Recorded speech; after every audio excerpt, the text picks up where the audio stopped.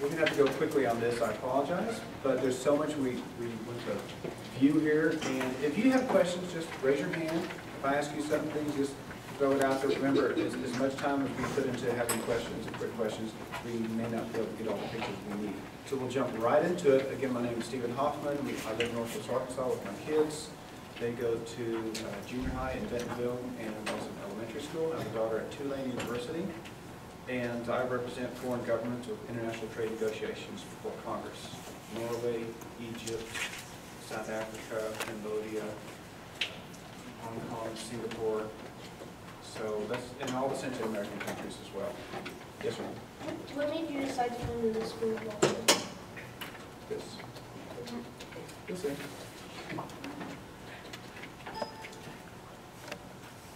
Okay, first of all, this is World War I. Okay, this is the time period that World War I started. You see Germany, which is very important to understand here. Germany actually was Prussia, Bavaria, Saxony, Württemberg, a whole bunch of little countries. And a guy by the name of Bismarck got them all joined together to form Germany, and they became very powerful. Those countries separately are powerful, but when they got together, they were very powerful.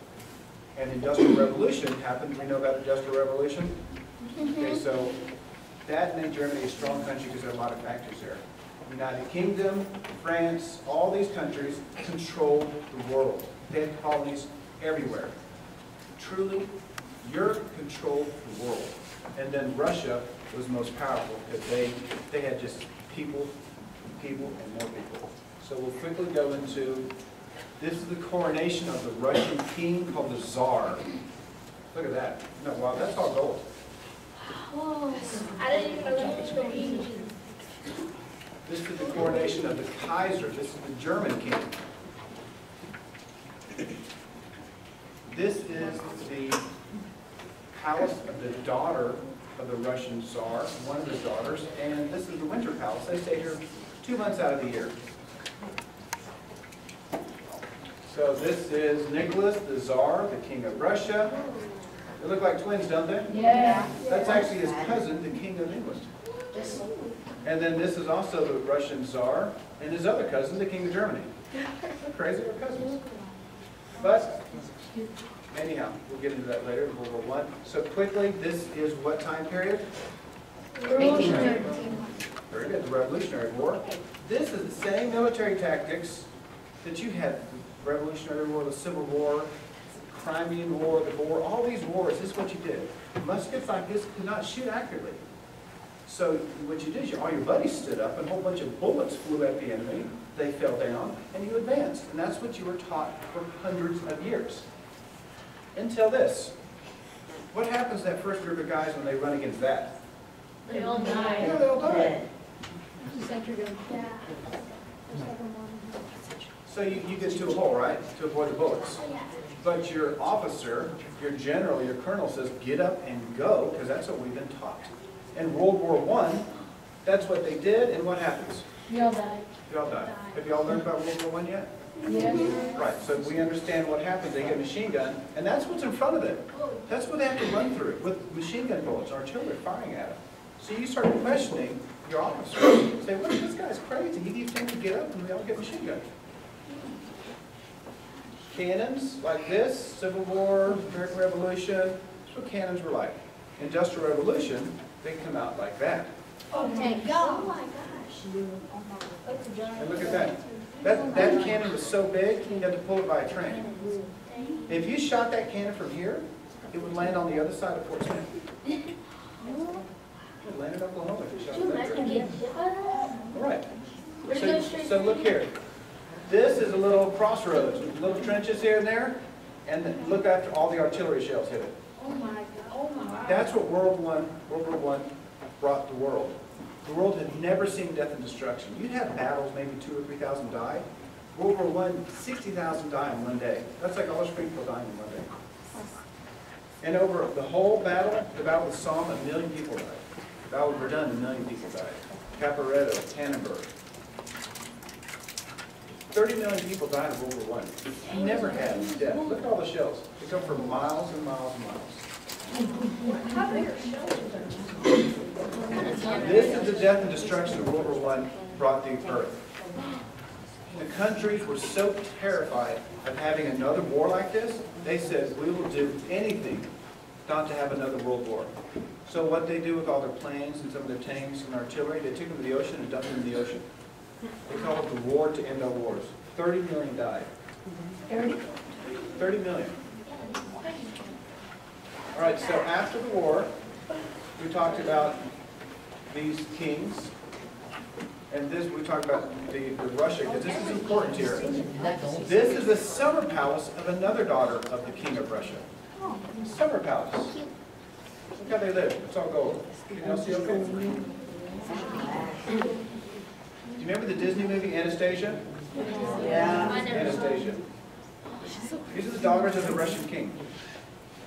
They live privileged. But the other kids? Who here is 11 years old? Okay, girls, that's where you'd be working right now. 10 hours. 10 hours a day. Boys, What's that? they work in the mines, in the steel factories. So cool. And in Russia, if y'all pay attention, we're going to need to have time to see all the pictures. If you lost a hand in the steel factory in Russia as a kid, as an 11-year-old, they throw you out into the outside where it's minus 60, and they bring in another kid that has 2 hands. So this guy, Lenin, Vladimir Lenin, L-E-N-I-N, he went to the Russian people and says, you don't have to live like that. These kings and all these rich people live in these palaces, and these other people are starving. There's no school back then, unless you're very rich. Then you send your kid off to Paris to go to school. So people were starving. They were freezing to death.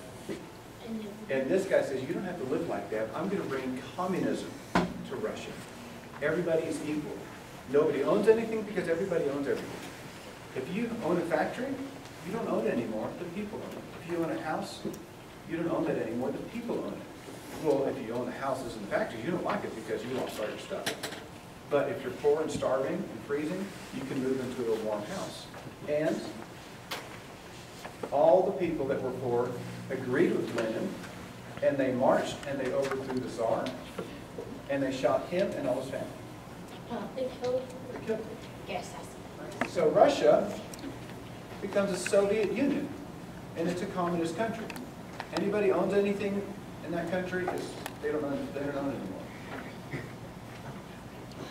Everybody was in What was the treaty that ended World War I? The Treaty of Versailles? Versailles, Treaty of Versailles. When you get older and you travel to Paris, France, you can go into the Palace of Versailles and into the Hall of Mirrors, right where they drew the lines. So we talked about Germany. Well, Germany lost World War I, and so they lost some territory. Austria-Hungary was a country here. Well, they totally fell apart. Czechoslovakia was actually Czechs and Slovaks, but the people that had drawn the lines in that other room, they got so tired. They said, we didn't have time to draw those lines. We had to draw all these lines to make these new little countries and redraw the lines here. They were tired. Been up for 4 days. So the Czechs and Slovaks, they drew them all together. Czechoslovakia, okay, we're done. Anyone else? Well, we got Bosnians and Serbians and Montenegrins and Slovenians. We didn't have time for that. Let's just make it Yugoslavia. We'll be done and we can be home and home again. And that's how these countries are formed. Industrial Revolution, factories, people fill the cities, shipyards, housing, rail yards, landfill, pollution. Yeah, if it wasn't black and white, it would still be black and white. Who wants to trade your backyard for that? That's how people lived. Girls, how'd you like to play with trash cans? No dolls, no nothing, trash cans. good frisbee. The trash can. I never did. U.S., you have the Congressional Medal of Honor. This is the German equivalent, the Iron Cross, and this man has to beg to eat. After World War I, we talked about Germany losing. Well, in the Treaty of Versailles, they really hit Germany hard. They said, Germany, you have to pay hundreds of billions of dollars to France for invading them, even though France was about to invade Germany because of the agreement with Russia. But anyhow, Germany did lose, so Germany could not have an army over 100,000 soldiers, because remember, they were scared of Germany. And so the Kaiser, the King of Germany, we showed that picture of him, well, he left, and a new government tried to run Germany, but it was very weak. They had inflation destroyed the value of their money, which means a pile of money this high in Germany was worth maybe $10. Oh. It was cheaper to burn money in your fireplace than to buy firewood. So yeah, that government was weak. They burnt fire, or they They burnt. burned money, yeah. This here is my mother. She was born in 1925 in Germany, in Berlin. That's your mom? That's my mom right here.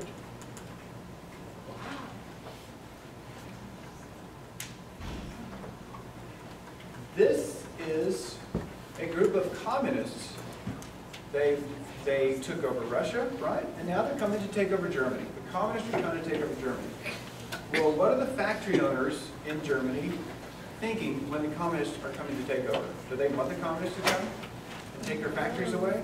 No. If you have any money in the bank, you lose all that. If you have a home, you lose all that.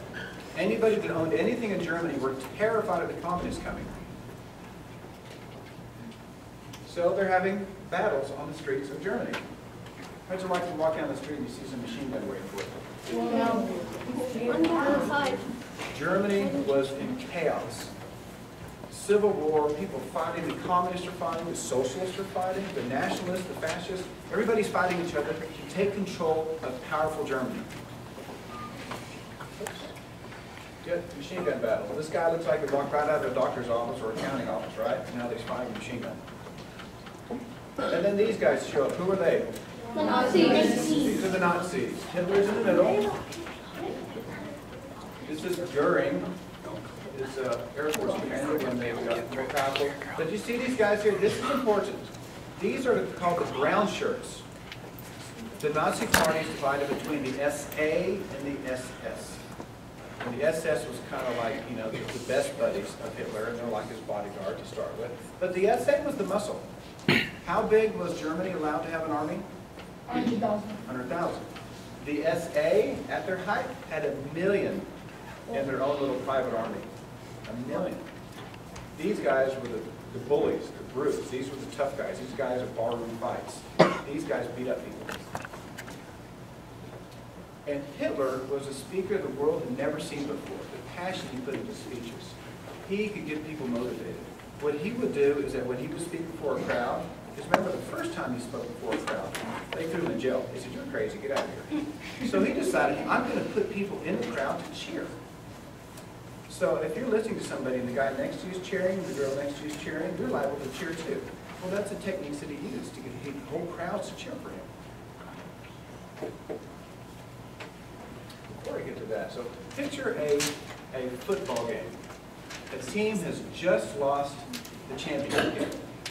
And the team comes back in the locker room, and the quarterback is blaming the line for not blocking, the running back is blaming the wide receivers for not catching, the defensive line is blaming the linebackers. Everybody's blaming each other and getting in fights. And the coach comes in and goes, "Y'all people are perfect, you're wonderful, y'all didn't do anything wrong. It was the kicker, let's go beat him up." Yeah, well, that's what Hitler said. And it made the whole team feel good because they didn't have to blame each other, they could blame the kicker. Well, here, Hitler says, German people, quit blaming each other. You're wonderful, you're fantastic. And nobody was saying that about Germany. Everybody's saying Germany's best days are behind them. He's saying Germany's best days are ahead of us. Germany is great. Any faults, we blame the Jews. The Jews are the fault for World War I. All the 10 million people that died in World War I that are German, well, it was the Jews' fault. Let's go beat him up. If you're having problems at home, well, it's the Jews' fault. If you don't have the job you want, it's the Jews' fault. And they feel better about themselves because they can now blame somebody. So, as we talked about, it was a gray society, a gray world, a lot of pollution, civil war going on in Germany, everything bad happening in Germany. They got to pay all this money to France, and they're being blamed for World War I. And all of a sudden, these posters show up on how wonderful Germany is. And people are like, "Wow, wait a second, 10 years being blamed for all this, and now we have these uplifting, good-looking kids doing great stuff for people." And it was the first time anything inspirational was being said to the German people. The first time. And people said, wait a minute, who are these Nazis? These are the only ones saying good stuff about Germany. So living like this to inspirational posters like that, you can see how it got people to pay attention. So Hitler goes to the mothers, doesn't go to the dads, because where are the dads in this time period? Dead. Yeah, World War I, a lot of dads are dead. So mom raising kids, the dad is dead, or if they are around, they're in the factories. But generally, Hitler and the Nazis went to the moms and said, look, your sons are in gangs.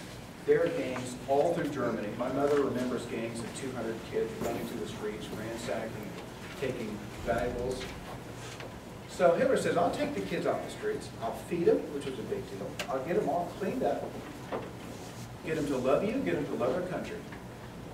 And who paid for the Hitler youth camps is the factory owners, because Hitler went to the factory owners and said, okay, factory owners, if you don't support me, the communists are going to come take your factory. Factory owner said, Hitler, sure, you got all the money you want.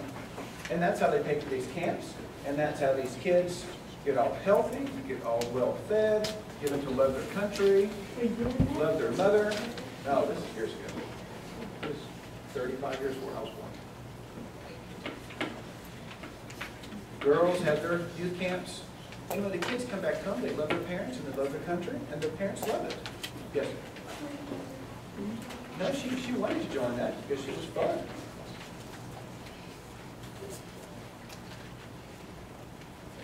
No, she got pictures now. So this is the parades. The Germans had all these parades, and instead of having machine gun battles and people saying that Germany's terrible, you have these nice, wonderful kids in white clothes and flowers and saluting Hitler. More parades. Now, of course, the Nazis had to win elections. They just couldn't say, hey, I'm going to run Germany. They had to win. Like here, you got city council elections, state representative, senator, Congress. They had to win a bunch of elections. So this is how the Nazis took control of Germany. So the Nazi would stand over there and he'd speak to the crowd on how wonderful the Nazis are, and the communists would stand here and say how good communism is. And the communists would go home, have dinner, he'd go to bed, and there's a knock on the door at 2 in the morning, and he disappears. So the next day, the socialist would give a speech to a crowd, and the socialist would go home and go to bed and knock on the door, and he disappears. And then the nationalist will have the same thing happen. He gets in a car wreck, somehow he dies. And then all of the people that are in all these elections that are running against the Nazis, they disappear or they wind up dead. And a newspaper reporter says, wait a minute, this is too coincidental. Let me write an article about that. And he happens to get shot accidentally. Whoa. And another newspaper reporter writes a story about it, and then he disappears. And if you think about it, Nazis are winning elections because nobody ran against it, right? So right now, where do you get your information if you want to learn about the information of the world? Where do you get your news information? The news, you get it from the television, you get it from the phone, you get it from parents. Back then, where did you get your information of the world? Newspapers. You people had radio. You had newspaper, some magazines, you heard people giving speeches, you listened to your parents.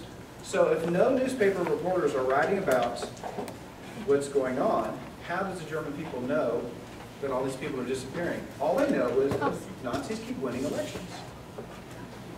And the communists have a big rally. And the SA, remember the brown shirts, the bullies? The SA sneak into this rally and turn it into a big fist fight. And so the newspaper headline says, communists can't even run their own rally. How are they supposed to run Germany? So who do you think wins the election? The Nazis win the election. And Hitler becomes chancellor. He's not the president of Germany. This is Hindenburg, the World War I hero. But he was very old and he did not. And Hitler takes control of all of Germany. And this is them swearing allegiance to Hitler. The first thing Hitler does, he makes it illegal to be a member of any other party. If you're a member of the Communist Party, you disappear too. The SA will come help you disappear. Anybody unemployed, he gives them shovels, go build the Autobahn. What is the Autobahn? It's actually the first highway system in the history of the world.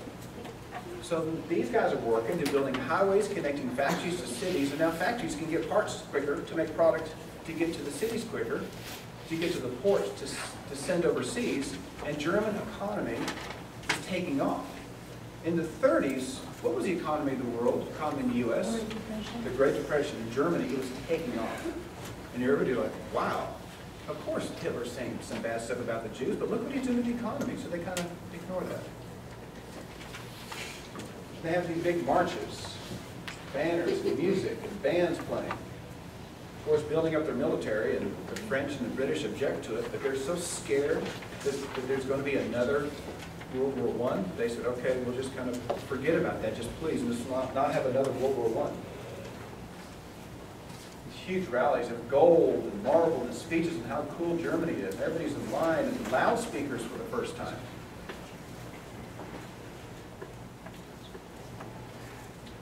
And more rallies. Look at that, 1 million people there. A million? 1 million. Germany was a place to be at this time period. Cathedral of Lights. Both the Summer and the Winter Olympics were in Germany. Now, of course, Hitler could not say, I'm going to line up 6 million Jews and shoot them all. He said, okay, we'll just do a little bit at a time, see what happens. Okay, Jewish doctors can't help out the poor people. Do people rise up against Hitler? No, because Hitler told them the Jews were at fault for World War I. A couple of people objected, but the SA got them to disappear. So they said, okay, the Jews can't work in the newspapers. They can't be officers of the military. Did the people rise up against Hitler? No, they didn't, because he was doing so well with the German economy. Little by little, he says, okay, Jews can't be teachers, they can't have their kids in school. Anybody rise up against him? Nobody rose up against him. So, he continued. You see, it was very subtle. He just did it piece by piece. Don't shop in the shops. And these posters are all over Germany.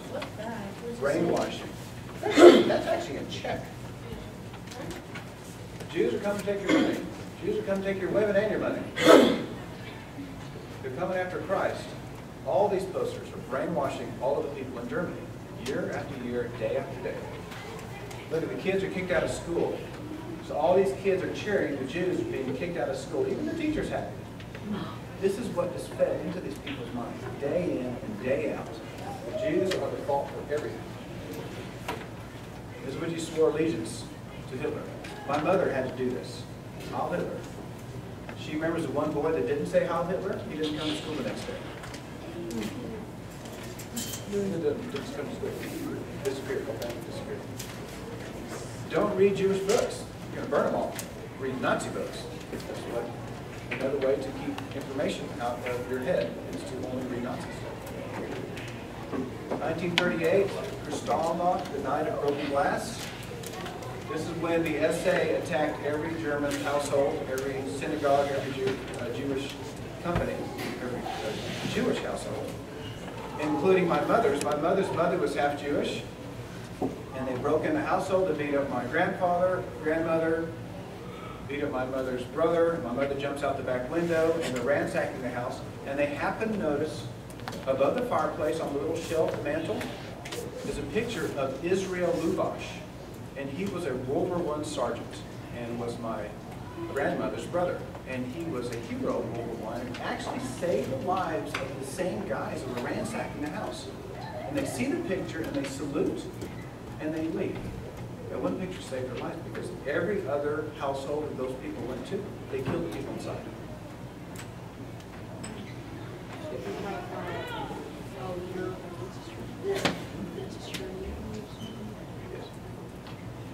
Not a broken glass here. Okay, we have Hitler, the Italian leader Mussolini, Lenin, and then Stalin, who replaced Lenin. The British Prime Minister, we're going to go quickly through these. We know Roosevelt, right? So Germany, Versailles Treaty says you can't go into this part of Germany called Rhineland. Germany went in anyway. France says, France had 1 million soldiers. They could have stopped Hitler right then, but they were too scared of having another World War I. So Germany now goes to Austria. And Hitler and the other Nazis, they go and meet with the Austrian president, and they said, oh, by the way, we just annexed Austria. Austria is no longer in existence. Austria is now part of Germany. And he objected, and what happened to him? He disappeared. So Nazis march right into Austria, and Austria disappears. It becomes part of Germany. Look how excited these people are to have the Nazis come. Because they've been fed time in and time again that look how good Hitler has done for the economy there. Germany now goes after Czechoslovakia. And these are the people that we met with at the Munich conference. It's much more in details like that, but more or less they said, okay, Hitler, we'll let you have part of Czechoslovakia, just please don't take anything else. He said, I promise. So they march into Czechoslovakia, but they keep going to take the whole country. Oh my God. Yeah. She's so happy, she's kind of in a fog, and she knows what's about to happen. Who's next? Who does Germany go after? This time they don't try to be sneaky, they just flat out attack. Yes? Poland. Poland has 1 million soldiers, but they're not mechanized the way Germany is. Let's see. This is a plane in the Polish Air Force. Next is a plane in the German Air Force. So who's winning that battle? Germany's winning that battle.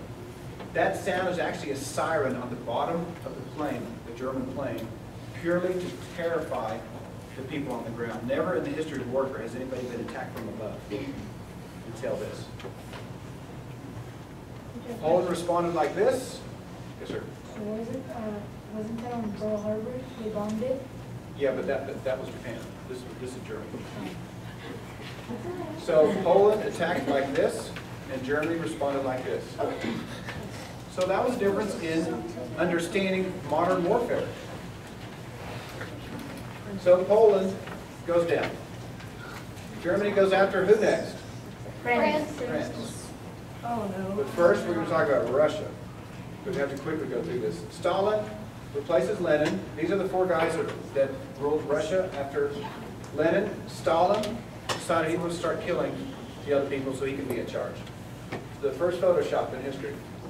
And that's how history books kept getting rewritten. See the guy at the bottom, the guy at the top? That's all the history books. Oh my God. Stalin was very bad. He knew Russia was behind the modernization and industrialization, so he pulled whole regions of people out of the fields and put them into the factories. Well, no one's picking the crops. So 10 million Russians starve. These people here are starving. They protest, and Stalin in Russia machine guns them. These are all of Stalin's generals. He had them all shot because he felt that they were going to kick him out. The ones he didn't shoot, he sent to the gulags. They're prison camps in Siberia, minus 40 degrees, working like that. Working to death. They're like in this area here. Stalin decided, you know, I attacked Poland, I'm going to attack Finland too real quick. Not much of a chance. Finland's supposed to last a couple days. But Finland had skis and white uniforms. You would ski into the Russian camps and shoot the medics and the cooks. And ski out. And the Russian army was stopped. Then the snow melted, and that was all for Finland. Now Germany attacks France. France is waiting for them. Look at that. France had the best trench system ever, called the Maginot Line. Look at it, underground. You could send whole divisions all up and down the front whenever they're attacked. France was ready.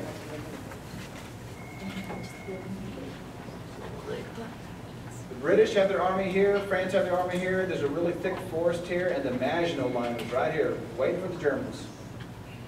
Well, Germany decided we're going to blow right through there, push the soldiers into the water, went behind the Maginot Line because their turrets get turned around. France lasted a couple weeks. French tanks, German tanks. France had a couple tanks in each infantry division. Germany had divisions of tanks.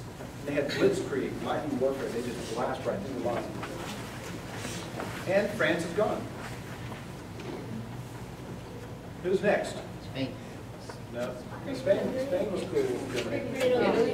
Austria, University. The communists, that's what Hitler's after. The biggest invasion in the history of the world. 2.5 million Germans attacked 4.5 million Russians. Germany's more mechanized. But one thing the Germans weren't expecting is the Russian people are actually thanking them. Thanking them for what? protecting them. Saving them from Stalin. Yeah, the total virus. Thank you, Germans. They were starving.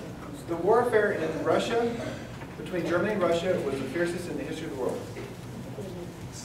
In one battle, 500,000 Russians die, 700,000 surrender. 2 days later, 1 million Russians surrender, 700,000 die. The next week, 500,000 die, 500,000 surrender. The Russian army is wiped out, absolutely wiped out. What's the only thing that stops the Germans? United States. Snow. Snow. 12 feet of snow. So the Germans wait. While this is happening, this group, the SS, remember the Nazis are divided between the SS and the SA, correct? SA's got 1 million soldiers who are all brutes. SS? Who's ever heard of ISIS? Oh my gosh. Okay. ISIS is compared to the SS. SS was 60-something years ago. The SS was so vicious and brutal that they're still being compared to 60 years later. The SS beat up the SA. They kill the leaders, and they send all their paramilitary, little private armies, send them to fight the Russians. SS was the most vicious group of people in the history of the world. That's what they did. They shot everybody. We had a friend that lived in a small Russian town, and he was 14 years old, and an SS officer was shot going through his little village. So the SS went in there, and they lined up everybody, every boy and man 13 years and older, lined them up. They shot every third one. He was number two in line. That's what the SS did. Absolute death and destruction. Why do they do that? They have been brainwashed for years and for years. The Jews are the fault for everything. The communists are going to come take your stuff. The German people are superior. So they just felt, hey, that was their duty. These girls here are getting chased from their city in Minsk.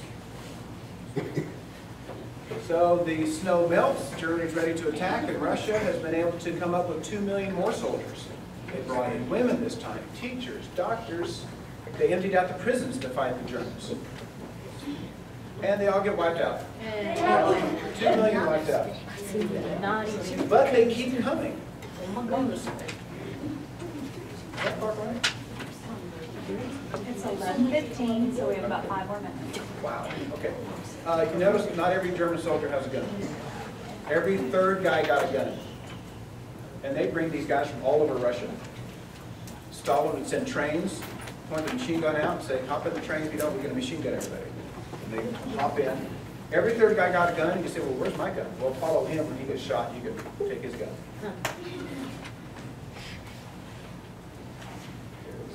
Here, this is fighting in Stalingrad. Millions died in that one city. 12-year-old right here, she's a Russian sniper. Is it good? Germany surrenders here in Stalingrad, Russia. They're all going to march to Siberia. Birkenau extermination camp. Looks like a city, doesn't it? Yeah. It's a concentration camp. Oh. It's where they sent the Jews. And what they were telling them was, this is Auschwitz. What they're saying is that everybody is supporting the war effort. Everybody's working in Germany to support the war effort. The Jews need to work. We're going to send them in trains to these places like this where they can make guns and weapons to support the war effort. And they line up. This is the first trainloads of Jews lining up at concentration camps. They think they're work camps. You hop on the train and you go, and they take the goods with them, of course, as you get on the train, the goods are thrown back out, not still. And if you don't want to get on the trains, they do this, and they do that. So what do? You get on the train, don't you? Otherwise you get a machine gun right there. Then get off of the train at the concentration camps. And there was a bunch of them.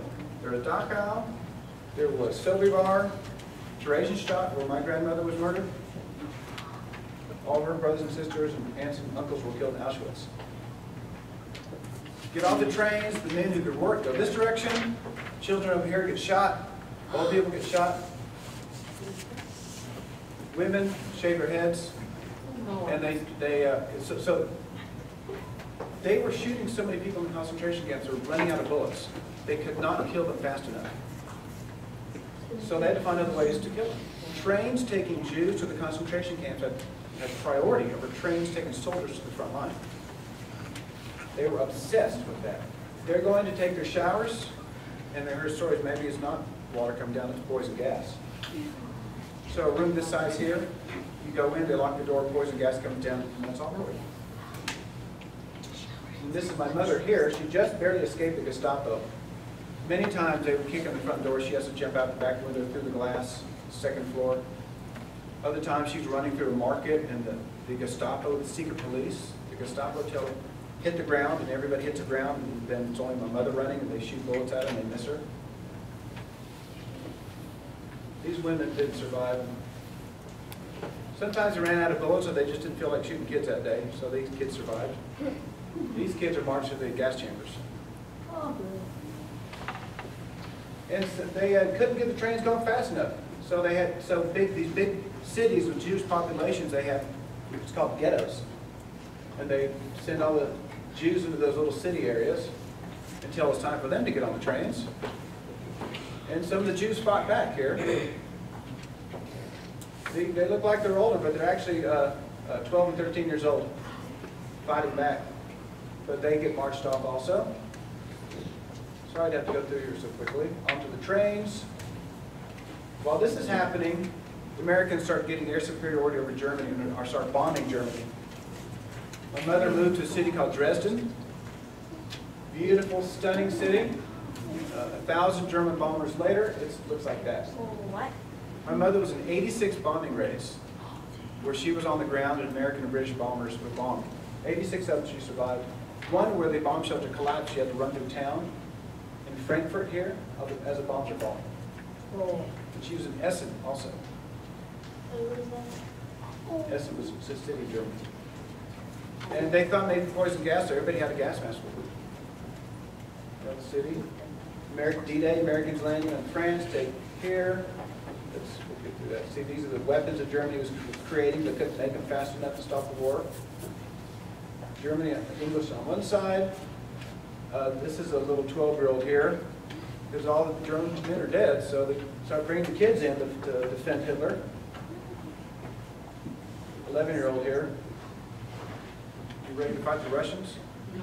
It's 11-year-old. The Russians take Berlin.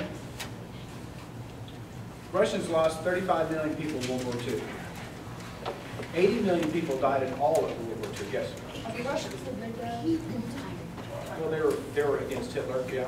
I mean, they were pretty vicious too, but Hitler was worse.